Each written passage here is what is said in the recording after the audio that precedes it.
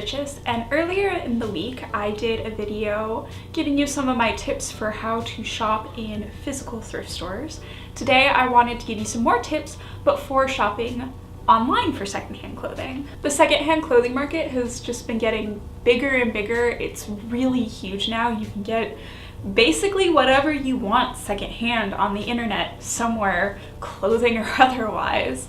So it would obviously make sense that if you are on a budget or if you simply want to have a smaller environmental impact, then you would shop online for secondhand clothing. So my first tip is to cast a wide net. If you are new to this, there are a lot of places that you can shop online.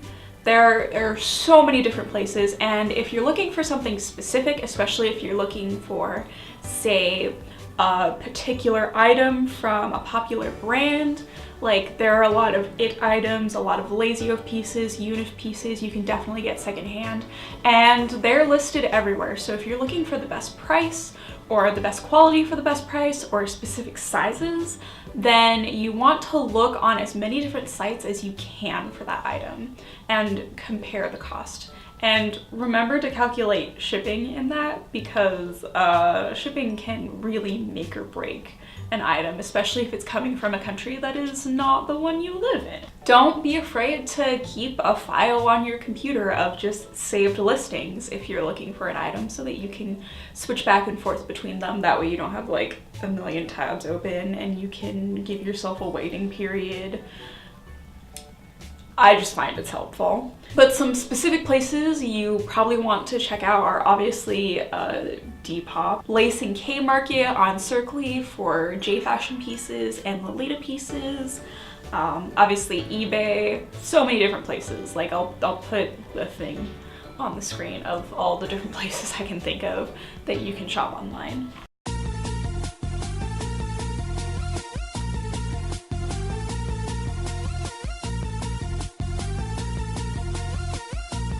My next tip is to know what you want. Once you know where to shop and where to look up items, know what items specifically you want to look up. Keep a list of items somewhere. I have one on my phone of different brands, different styles, different, patterns or fabrics that you want to add to your wardrobe, and check up on it frequently. Check up on those particular items frequently, because you never know when somebody is going to post a new listing that they want to get rid of quickly. And especially if you have like dream list items, like a specific dress print or a specific Lazy Oaf sweater or something like that, check up on it frequently, because it can pop up at any time, and if somebody lists it for particularly cheap, it's gonna sell fast. So you want to keep an eye on what's going on in the secondhand market, and be willing to wait for an item. You don't have to buy it right away just because there are listings, because you never know when a cheaper listing is going to show up. That is a good segue into my third tip, which is know your price. Obviously, you should have some sort of budget set aside for your clothing. I have a very small budget, but it is a budget, and I do not go outside of it because that's all I have allocated to spend.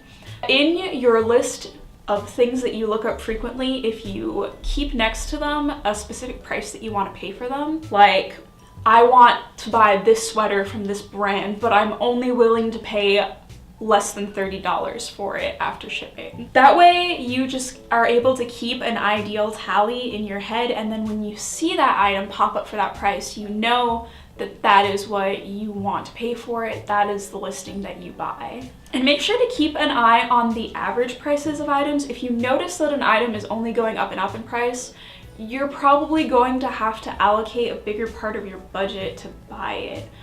Certain dresses are never going to go below $300 just because they're rare. Certain purses are never going to be underneath $1,000 because they're by certain brands.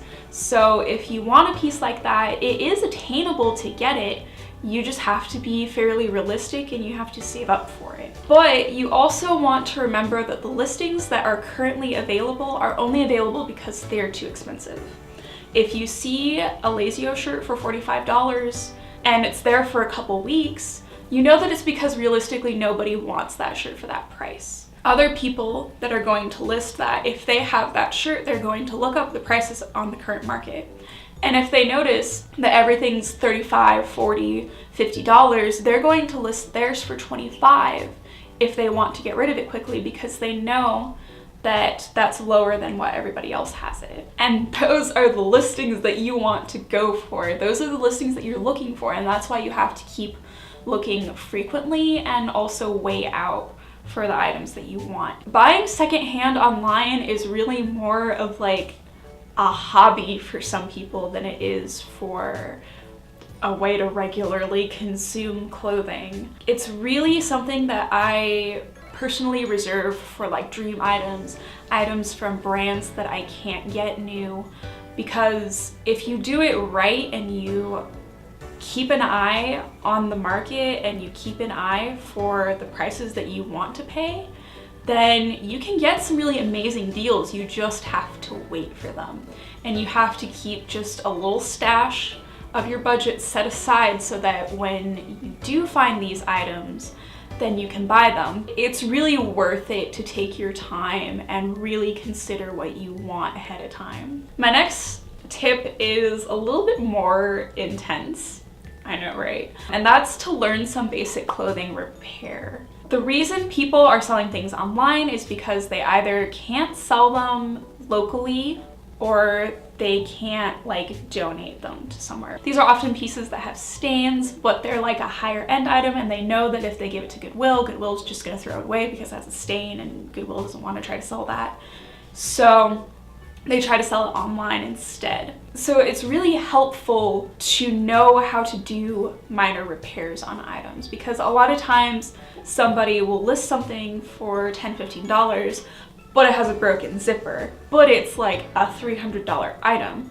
And if you know how to take out and replace a zipper, that's a steal. A lot of people who do vintage reselling and stuff actually look for damaged pieces that they can fix up and then sell for a much higher price, because they know how to increase the value of that item. And if you just adopt a few basic sewing repair tips, and there are tutorials and classes and all kinds of things that you can do to learn these skills, I might be thinking about doing some videos on them, then you can get some really amazing deals that you just have to put a little bit of love and labor into, and then you have this beautiful, amazing piece that would have put you out so much more money than if you hadn't learned this skill. And then my final tip is to always check your seller ratings before you buy. It's very rare that somebody is going to have absolutely perfect glowing ratings, just because it's really unfortunately common for people to buy an item from a seller, claim that it was damaged when they received it when it wasn't, in order to get their money back, or just state that it was never delivered in order to get their money back for the item, when really the item is just sitting on their couch at home. They have it. And they will often leave bad feedback if the seller tries to realize, hey, I checked the tracking number, I know it's on your couch. Come on, man. But if you notice an overall trend in somebody's ratings where they have, 40% positive feedback, and the feedback that is positive doesn't seem to be written by real people, then maybe avoid that seller. Also, if you're looking for something that's a really popular item by brands that potentially aren't around anymore, understand that there are a lot of counterfeits, there are a lot of replicas out there. A good example of this is the American Apparel skirts and all of the counterfeit American Apparel tags that are put in cheap skirts and sold as real American Apparel skirts for $50+ because people think that they're real. And it's actually just, a cheap garment that has a fake tag in it. If you're after really sought after items like, say, an American Apparel skirt, then do a little bit of research into that item. It helps to know what the tags are supposed to look like and what the inner workings of the garments are supposed to look like, so that you can identify when an item is a fake and when it's the real deal. A lot of really popular brands will have communities dedicated to spotting fakes and putting out that information out there, so it usually isn't hard to research that unless you're after like a really, I don't know, like a really small independent brand. But, you know, do whatever research you can to protect yourself. It's just always smart to do that. And always try to pay through PayPal.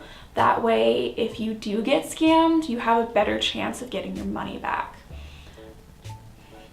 Stay safe out there, kids. That is all the tips I have for you today, guys. I hope everybody has a good day, and I hope everybody considers buying secondhand. And I will see you all next time. Bye.